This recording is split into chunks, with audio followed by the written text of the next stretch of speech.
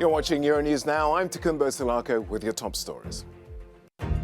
NATO readies a reaction force while the United States prepares to send more than 8,000 troops to Eastern Europe as fears rise over a Russian invasion of Ukraine.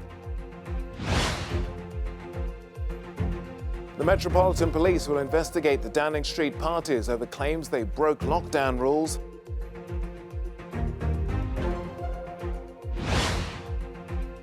And the Australian Open organisers reverse course over a ban on people wearing T-shirts in support of the Chinese tennis star Peng Shuai.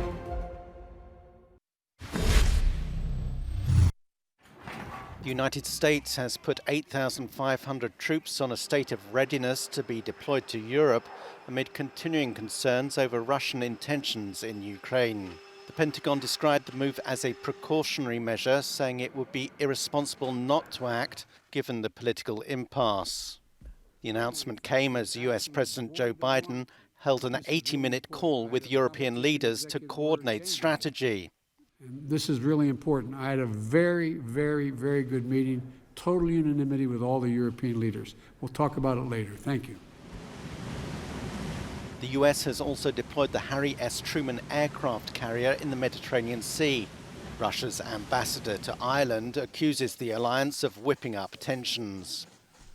Instead of really wasting efforts searching for a response to the non-existent Russian invasion, Europe would be better off with the responsible, mature response to the Russian proposals on security guarantees in Europe. Thank you.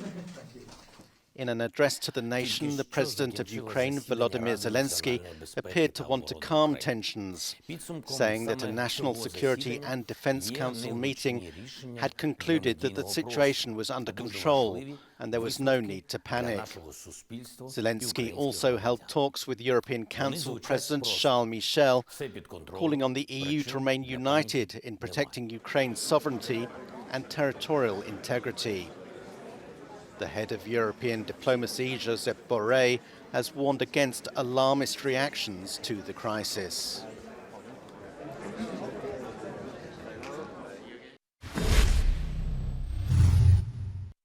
The world is bracing for a possible invasion of Ukraine. Russia says it's not going to invade. Meanwhile, NATO is scrambling to come up with a response that is short of militarily guaranteeing Ukrainian sovereignty. The government in Kiev has asked repeatedly for reassurances from the West that Russia won't simply be allowed to roll into Ukraine, assurances that Washington and NATO have been reluctant to give, all the while reassuring Moscow that Ukraine won't be allowed to join the Western military alliance. What the Western governments are saying is that their defensive reinforcements fall under NATO's Article 5 commitments, that is, that an attack against one is treated as an attack against all. 8,500 American troops will join a NATO force currently assembling and likely heading to Poland and the 3 Baltic republics. Of particular irritation to Vladimir Putin and the Russian government, 3 republics that were once part of the Soviet Union, and Poland that was once a pillar of the Warsaw Pact. Meanwhile, the American embassy in Kiev is withdrawing all the relations and families of embassy personnel in the Ukrainian capital and warning American travelers to exit the country, saying their security could not be guaranteed. All this while Russia continues to mass troops on Ukraine's borders in Belarus and in Russia itself.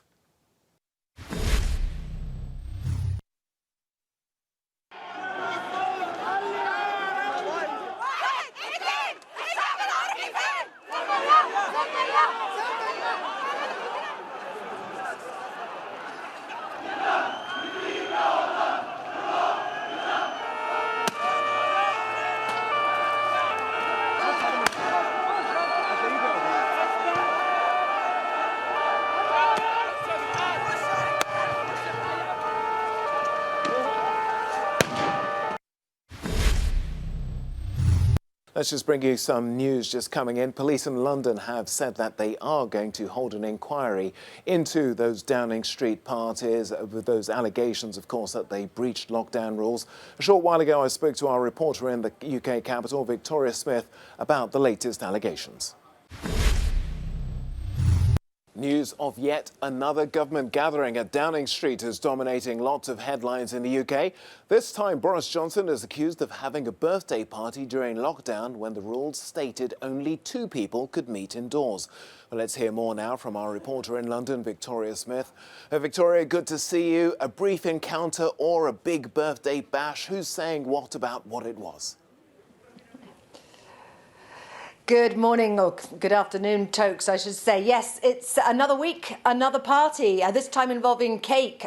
We hear that Boris Johnson's now wife, Carrie Johnson, provided him with a birthday cake in his offices to celebrate his birthday. We hear some 30 people were invited to attend, and apparently it took 10 to 20 minutes to celebrate aforementioned birthday with cake. Now, what's different about this allegation is I think you'll find the Tory machine is really getting into gear. They're denying some of these reports, saying only 10 people attended, that it only lasted 10 minutes, that it simply was a slight interruption during a meeting at the Prime Minister's office. But there are still shouts of hypocrisy going out, of course. This was still breaking the rules of the time, which were for social gatherings to be limited to 2 people inside and not many more, 6 people outside. So did he break the rules? Well, all of this, of course, hinges on Sue Gray's inquiry, which is out later this week. But the difference, I think, this week as compared to last is less hiding away, less apology and contrite expression, and more saying, actually, yeah, was this a party or was it 10 minutes with a piece of cake during an office meeting? And the public view is mixed. Some saying, all right, we're getting fed up with this, another party, one rule for them, one rule for us. Others saying, look, this wasn't really a party, and I think the media is getting it a little bit wrong now. But as the week begins, we wait to hear what the Tory MPs will feel and whether those letters to the 1922 committee start to ramp up again, with still some calls for Boris Johnson possibly to stand down. But it's only day one of a busy week, with more to come as the days go by. After the rampage at Heidelberg University, police are investigating the perpetrator's motives. According to the Mannheim police, immediately before the crime, the 18-year-old is said to have written, "Now people have to be punished," in a WhatsApp message to his father. It is thought the man was planning a much larger bloodbath. The German resident of Mannheim had with him more than 100 rounds of ammunition in a backpack, in addition to the purchase receipts for 2 weapons. Police are investigating how the former student without a gun license was able to buy a shotgun and ammunition abroad. However, in order not to jeopardize the investigation, it did not name the country of origin of the weapons. On Monday, the gunmen had stormed a lecture hall at the medical faculty and fatally shot a young female student in the head. 3 others were injured. The perpetrator fled and killed himself outside the building.